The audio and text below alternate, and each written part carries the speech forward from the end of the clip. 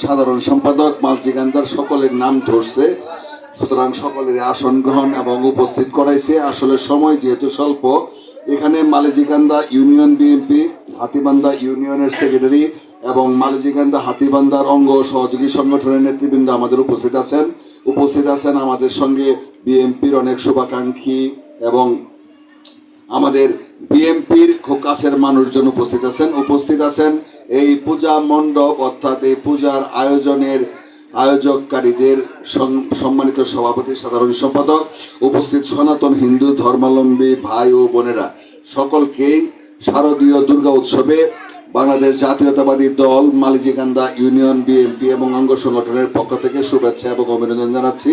রাত অনেক, বক্তব্য দিব না, আমি শুধু এটুকু বলতে চাই যে এই পালপাড়ার যে বিষয়গুলি নিয়ে কথা বলা হইল, শ্মশান ঘাট এবং মন্দির, আসলে দীর্ঘদিন আওয়ামী লীগ ক্ষমতায় ছিল।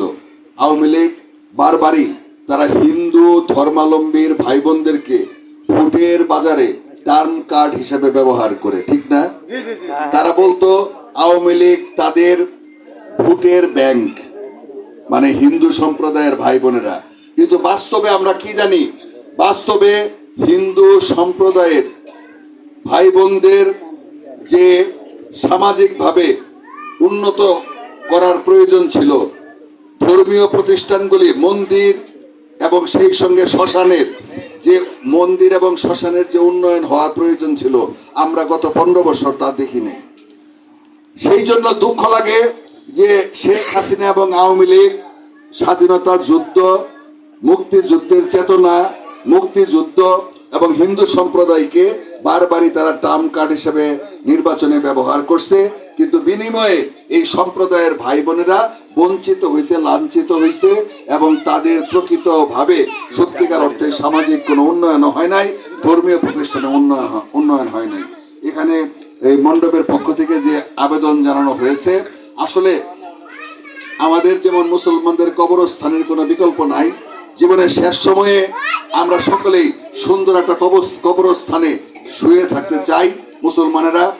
এটা সার্বজনীন কবরস্থান হইতে পারে অথবা ব্যক্তিগত।